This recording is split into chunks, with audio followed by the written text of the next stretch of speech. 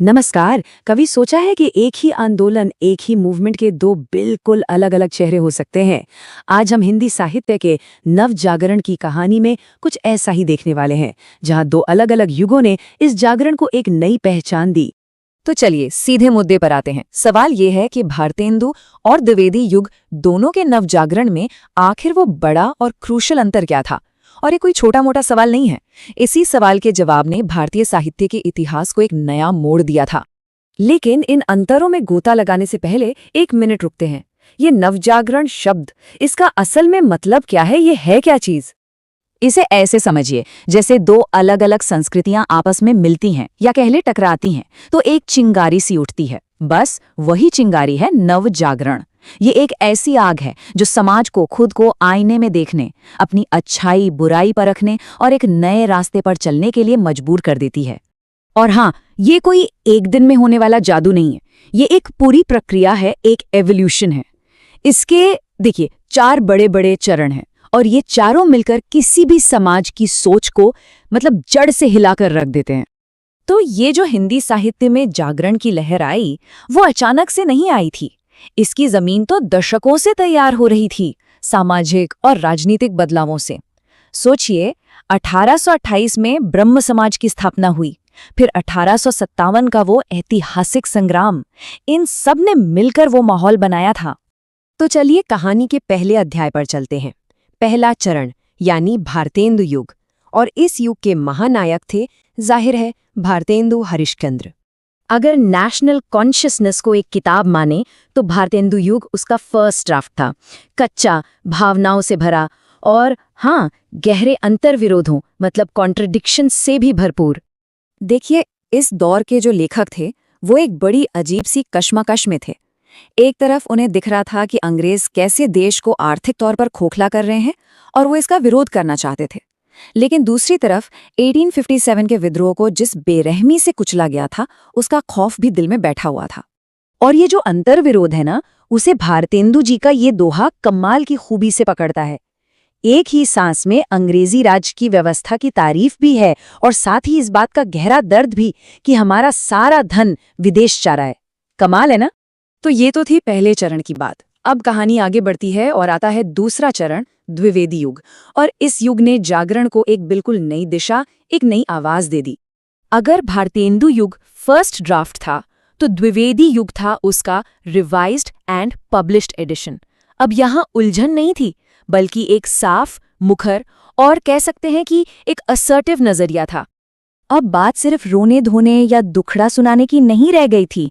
नहीं, द्विवेदी युग में समस्याओं पर चिंतन हुआ, उनका एनालिसिस किया गया और लोगों से कहा गया, उठो, जागो और कर्म करो। और इस बदलाव का असर देखे, लहजा बिल्कुल बदल चुका है। अब विलाप नहीं है, रुदन नहीं है, अब बात हो रही है गरिमा की, सेल्फ रिस्पेक्ट की।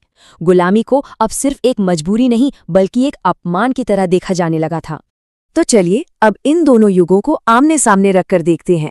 इससे ये पूरा बदलाव और भी ज्यादा साफ हो जाएगा। ये टेबल देखिए पूरी कहानी को एक नजर में समेट देती है। भारतेंदु युग में विरोध का मुद्दा क्या था? आर्थिक शोषण। द्विवेदी युग में राजनीतिक गुलामी। एक तरफ जहां रुदन यानी विलाप का स्वर था, वहीं दूसरी तरफ चिंतन और एक्शन की बात थी। और भाषा का बदलाव देखिए, कविता ब्रज भाषा से निकलकर मानकीकृत खड़ी बोली में आ गई। कितना बड़ा शिफ्ट है ये। ठीक है, ये सब तो इतिहास की बातें हैं, लेकिन सवाल ये है कि 100 साल से भी ज्यादा पुरानी इस कहानी का आज क्या मतलब है? ये आज भी हमारे लिए रेलेवेंट क्यों है? क्योंकि ये जो बदलाव था ना, ये सिर्फ किताबों और कविताओं तक सीमित नहीं था।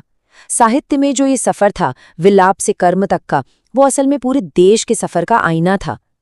ये कहानी है कि कैसे एक नेशन, एक प्रजा से नागरिक बनने की तरफ बढ़ रहा था। और ये हमें एक आखिरी लेकिन बहुत जरूरी सवाल पर लाके छोड़ता है। अगर हर दौर को, हर पीढ़ी को अपने समय की चुनौतियों से लड़ने के लिए एक नए जागरण की जरूरत होती है, तो हमारे आज के दौर का नव जागरण कैसा होगा और वो जगाएगा किसे? अच्छा, अब एक सवाल है, क्या भाषाएं सिर्फ धीरे धीरे बदलती हैं जैसे कोई नदी अपना रास्ता बदल लेती है, या फिर क्या उनका पुनर्जन्म भी हो सकता है, मतलब एक तरह का रेनेसा? आज हम इसी सवाल की तह में जाएंगे और देखेंगे कि क्या हिंदी के साथ भी कुछ ऐसा ही हुआ है। तो जवाब है हाँ, बिल्कुल हुआ है। हिंदी की कहानी में दो ऐसे कमाल के मोड़ आए हैं जिन्होंने इसे पूरी तरह से बदल कर रख दिया। पहला नवजागरण, वो प्रिंटिंग प्रेस की स्याही और राष्ट्रवाद की भावना से लिखा गया था।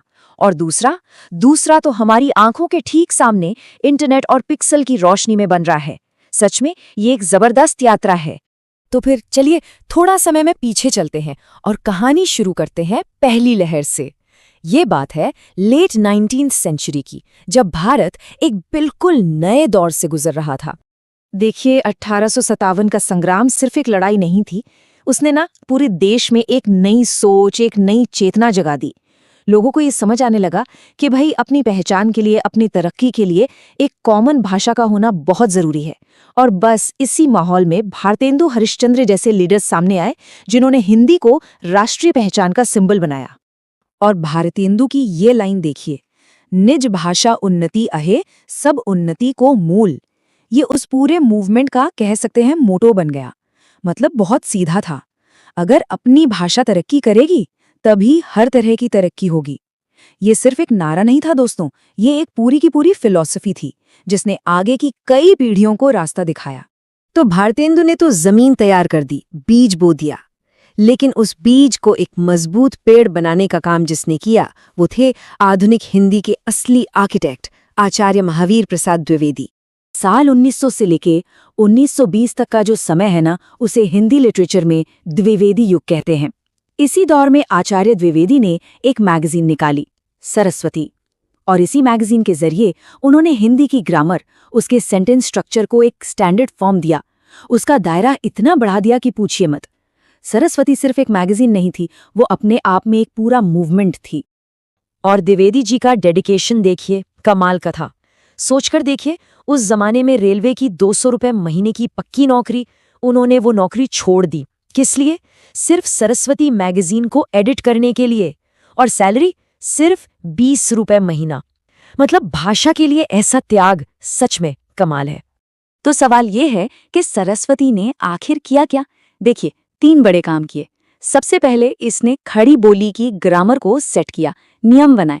दूसरा, इसने साइंस, इकोनॉमिक्स, हिस्ट्री, मतलब हर तरह के टॉपिक पर लिखने को बढ़ावा दिया ताकि हिंदी सिर्फ कहानियों कविताओं तक न रह जाए। और तीसरा, इसने राइटर्स की एक पूरी नई फौज तैयार की, उन्हें सिखाया, पढ़ाया।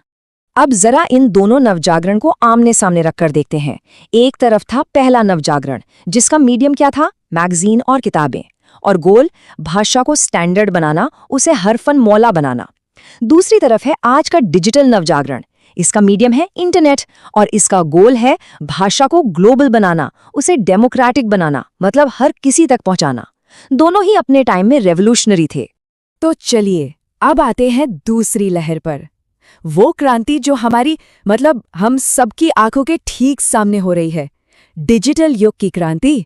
ये वो दौर है जब हर कोई, लिटरली हर कोई, हिंदी का राइटर और पब्लिशर बन सकता है। ये जो सफर है ना, प्रिंट से लेकर पिक्सेल तक का, ये बहुत ही तेजी से तय हुआ है। इंटरनेट ने हिंदी को एक ऐसा ग्लोबल स्टेज दे दिया है जो पहले कभी नहीं था, और साथ में दी है क्रिएटर्स की एक पूरी की पूरी सेना। अब कोई भी कहीं से भी बैठकर हिंदी में कुछ बना सकता है और उसे पूरी दुनिया तक पहुंचा सकता है। आज हिंदी का घर सिर्फ किताबें नहीं है। सोचिए जरा, कहाँ कहाँ है हिंदी? ब्लॉग्स और वेबसाइट्स पर, सोशल मीडिया पर, फेसबुक, यूट्यूब, इंस्टाग्राम, रील्स, हर जगह।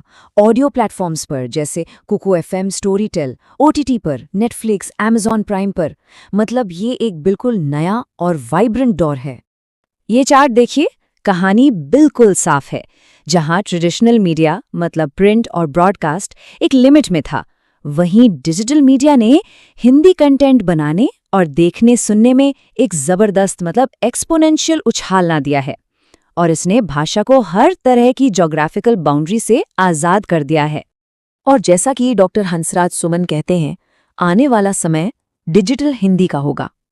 ये अब कोई भविष्यवाणी नहीं लगती, ये एक सच्चाई है, एक हकीकत जो हर गुजरते दिन के साथ और पक्की होती जा रही है, और हम सब इस बदलाव के गवाह हैं।